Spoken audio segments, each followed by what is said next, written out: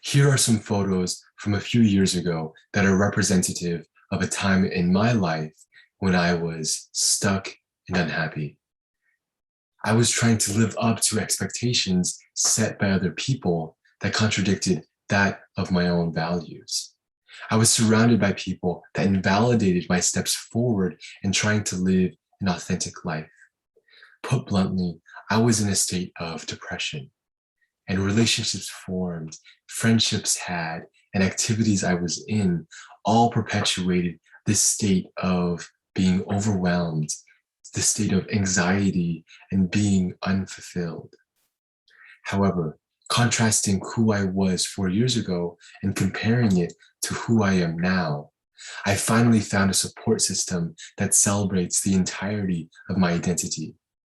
I found a new level of self-respect that is committed to being proactive in taking steps forward to achieving my goals. I found space to be vulnerable with myself and also practice vulnerability with others in order to deeply connect. I've also found an intrinsic motivation that acts independent of others in order to reach the goals I set for myself. What I'm trying to say is, in these past few years, I've matured in a lot of different ways. But what's been able to get me there is this concept called emotional resilience. At its core, emotional resilience is being able to roll with the punches of life. It's being able to adapt to both the ups and downs of our mental health. It's not necessarily to restrict what we can and can't feel. It's giving us a space to recognize and see where these feelings come from and see how it translates into a certain mindset or a certain set of actions. Emotional resilience is also built upon other factors like gratitude, mindfulness, grounding techniques, and other things as well. But all of them play a role in emotional resilience, which is important because it allows us the opportunity to develop a deeper understanding of how we function. And it's from this deeper understanding that prefaces deep connection with others. It allows us to see how our past traumas influence the ways we navigate our environment. But it also gives us the opportunity to heal from it and also be more resilient to future upsets in our mental health. In other words, it allows us to reframe the story we're telling ourselves such that we're more resilient and more ready to tackle the future. Another thing that contributes toward this concept of emotional resilience is this concept of gratitude. Gratitude really is just the state of being thankful. It's thankfulness, it's appreciation, and it's acknowledgement. And really, we can practice gratitude toward literally anything, whether it be people, circumstances, or situations, or et cetera, et cetera. We can practice gratitude toward things that have happened to us in the past, that are happening to us in the present, or things that will happen to us in the future.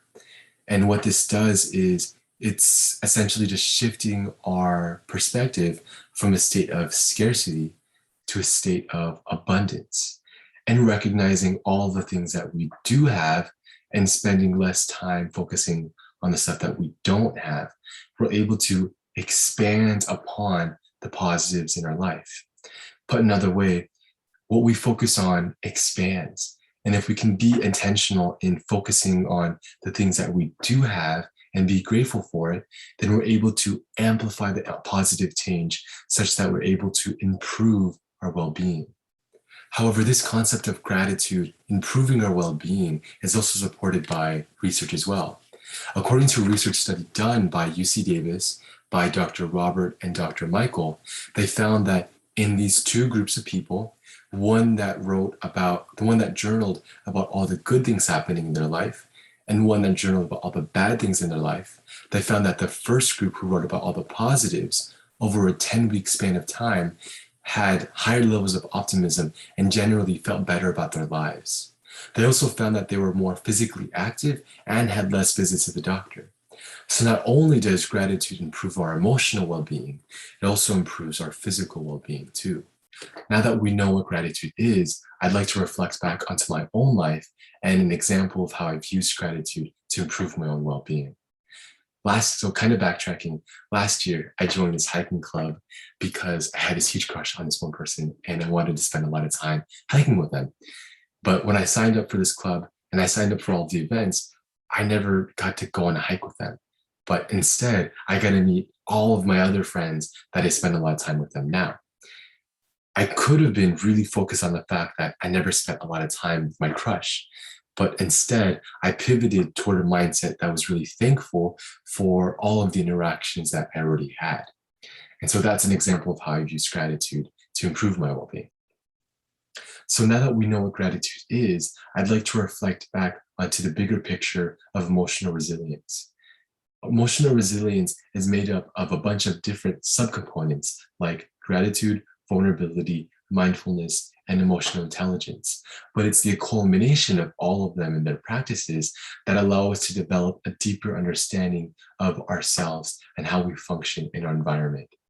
It's from this deeper understanding of ourselves that allow us to become more resilient to the ups and downs of our life, such that we're able to maintain our well-being and find stability. Emotional resilience and everything that falls under it are tools to sculpt out the life you want for yourself. It's here that I invite you to explore the abstract and be outrageous with your goals. Never settle. Remember, your comfort zone is not who you are, but who you were. Thank you.